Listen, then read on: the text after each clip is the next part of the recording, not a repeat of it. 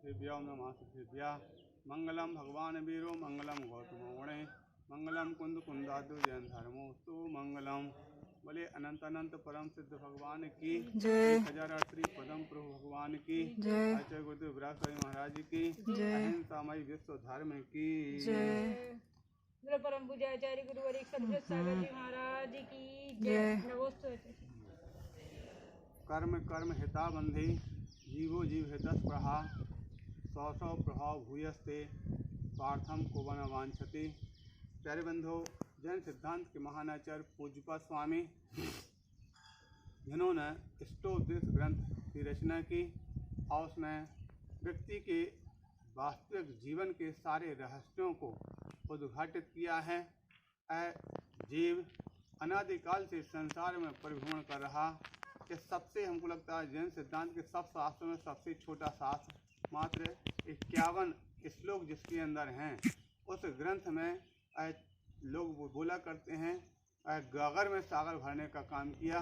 उसमें शुरुआत से ही आचार्य भगवान पूज्यपाद स्वामी ने व्यक्ति के लिए भेद विज्ञान की कला सिखाई और भेद विज्ञान की कला बताते हुए उसमें सबसे पहले बता दिया कि योग्योपादान योगे ने दृष्टः स्वर्णता मतः द्रव्यादि स्वादि संपत्ता बात्मनो प्यात्मता मतः। अर्थात यह जो हे भव्यात्मन, सबसे पहले तुम अपने स्वयं स्वद्रव्य स्वक्षेत्र स्वकाल और स्वभाव को समझो। जिस प्रकार से एक स्वर्ण पाषाण के अंदर में स्वर्ण छुपा होता है, उसी प्रकार से हे भव्यात्मन, तुम्हारे इस आत्मा स्वरूप के अंदर भगवान छुपा हुआ है। अपने उस भगवत स्वरूप को सबसे पहले श्रद्धान करना है। ठीक उसी प्रकार जिस प्रकार से एक जो कलाकार है, एक स्वर्णकार है, एक वैज्ञानिक है, वो एक पत्थर सामने दिखाई देने वाले पत्थर के अंदर उसको स्वर्ण नज़र आता है कि इस पत्थर के अंदर स्वर्ण है। हर व्यक्ति के लिए स्वर्ण नज़र नहीं आ सकता है। जिसके अंदर उसकी कला ज्ञात होती है उसी को पत्थर के अंदर स्वर्ण भासता है। दूसरी ओर जिस प्रकार से कोई मूर्तिकार है, मूर्तिकार के लिए एक पत्थर अच्छे से पत्थर को देखकर उसके अंदर उस पत्थर के अंदर मूर्ति नज़र आ जाती है। उसी प्रकार से जो भव्य जीव होते हैं, जो सम्यक दृष्टि जीव होते हैं, उस सम्यक दृष्टि जीवों को अपने इस शरीर के अंदर होने वाली जो आत्मा में भी परमात्मा नज़र आने लगता है, परमात्मा भाषित हो जाता है। किंतु मिथ्यात्वी जो जीव होते हैं उसके लिए ना आत्मा नज़र आती है, ना आत्मा में परमात्मा नज़र आता। उसके तो मात्र शरीर तक ही सीमित हो जाता है, पुद्गल तक ही सीमित हो जाता है। इसी प्रक्रिया को आगे बढ़ाते हुए आचार्य भगवान आगे सम्यक दर्शन से सम्यक ज्ञान और सम्यक चारित्र की ओर बढ़ते हुए कथन करते हैं कि हे भव्य जीव, तुम अपने जीवन में जिस प्रकार के चारित्र का पालन करोगे, क्योंकि चारित्र का मतलब होता है जो 5 प्रकार के व्रत बताए, अहिंसा, सत्य, अचौर, ब्रह्मचर्य और अपरिग्रह, इन 5 व्रतों का पालन करना चारित्र है। उनका पालन नहीं करना ये अचारित्र है। तो जो अचारित्र को प्राप्त करते हैं वह दुष्कर्म खोटे कर्म का बंध करते हैं, और जो सच्चारित्र को प्राप्त करते हैं वह शुभ अथवा शुभ कर्म को प्राप्त होते हुए पुण्य कर्म का बंध करते हुए और शुद्ध चारित्र को प्राप्त करते हुए संसार से मुक्ति को प्राप्त कर लेते हैं। इसलिए सबसे पहले श्लोक में कहा गया कर्म कर्म हिताबंधी जीवो जीव हितस्पृहा। इसलिए हे भव्यात्मन, यद्यपि तुम इस बात को निश्चय से समझो कि कर्म अपना कर्म का हित चाहता है और जीव अपना जीव का हित चाहता है। क्योंकि स्वार्थ कौन नहीं चाहता, हर व्यक्ति अपने अपने स्वार्थ को चाहता है। अगर तुम कर्म के सहयोगी बनोगे, कर्म का साथ दोगे, तो कर्म तुम्हारे पीछे और बढ़ता चला जाएगा और इतना भारी कर्म कर देगा, तुमको वहाँ पर दुर्गति का भजन बना देगा।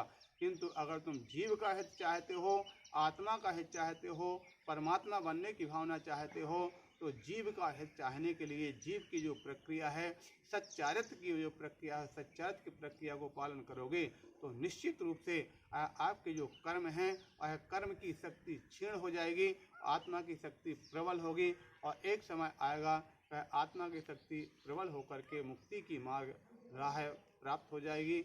इसी के पूर्व एक श्लोक में अंदर कथन किया गया कि जो 9 पदार्थों का उल्लेख किया, 9 पदार्थों में वर्णन किया गया। आशव बंधन संभर द्रव्य संग्रह में आचार्य भगवान ने कहा कि आशव बंधन संभर निर्जन मुखा सपुण्य पावाजे जीवा जीव विशेषा तेवी समासरण परिणामो। जब भी इस प्रकार की गाथा हम बोलते हैं तो समय पर दिमाग में एक ही बात आती है कि जब कहीं तत्वों का पदार्थों का जब कथन करते हैं तो जीव अजीव आश्रव बंधन इस प्रकार से करते हैं, लेकिन आचार्य भगवान नेमिचंद स्वामी ने यहाँ पर जीव अजीव को छोड़ करके आश्रव बंधन संवर्त से प्रारंभ किया। इसका मतलब क्या है? जब इस बात पर हमने विचार किया तो यही पाया कि आश्रव बंधन संवर इत्यादि ये जो जीव के लिए होने वाले आश्रव इत्यादि के हेतु हैं, इसके साथ उसमें कथा कह दिया नीचे जीवा जीव विशेषा, अर्थात ये जीव और अजीव इन दोनों में विशेष है। जहाँ पर जीव है और अजीव है, जीव के लिए जो उसका आचरण होता है और अजीब उसके आचरण को हम किसको बोलते हैं? प्रकार से एक जो जिस प्रकार से फिल्म है, व्यक्ति के सारे जीवन की फिल्म में मुख्यतः से दो ही पात्र होते हैं, एक है नायक और दूसरा खलनायक। नायक नायिका को प्राप्त करने की कोशिश करता है, खलनायक उसमें बाधा डालता है। उसी प्रकार से हमारी जो जीव है, हमारा आत्मा है, आत्मा जीव तो है नायक और ये शरीर जो है कर्म है, ये है खलनायक। तो आत्मा जीव अपने वास्तव जो मुक्ति रूपी जो नायिका को प्राप्त करने की कोशिश करता है, मुक्ति रूपी नायिका को प्राप्त करने के लिए प्रयत्न करता है, लेकिन जो कर्म है कर्म रूप जो है अथवा शरीर है, ये शरीर और कर्म रूपी जो खलनायक है वो हमेशा उसको बाधा डालता है।